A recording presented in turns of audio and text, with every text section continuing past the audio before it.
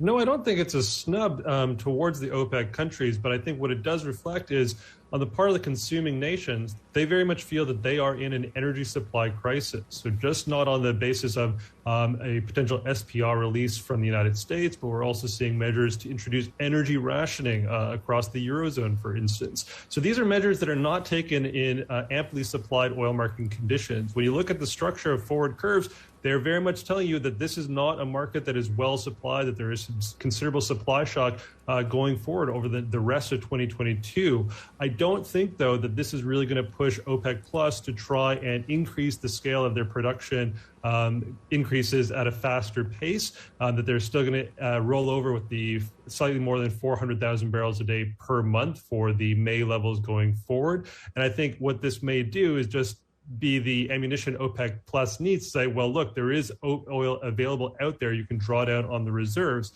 We've seen similar messaging from OPEC countries in the past when there has been a request for faster production increases to say, well, you built up reserves when oil prices were considerably lower in 2020, so why not draw down on them? The conditions now, though, are very different. We are in essentially an energy supply crisis or energy supply shock. So whether or not OPEC will respond to that, I don't think so at this moment.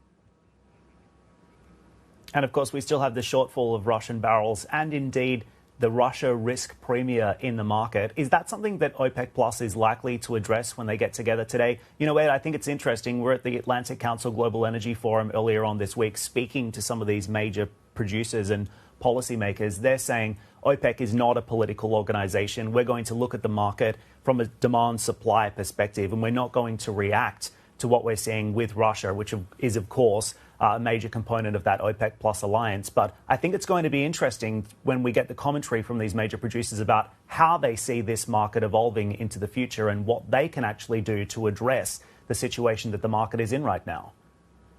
Yeah, it's a very delicate position, I think, that the OPEC producers are in. As you say, they're essentially looking only at the supply and demand fundamentals.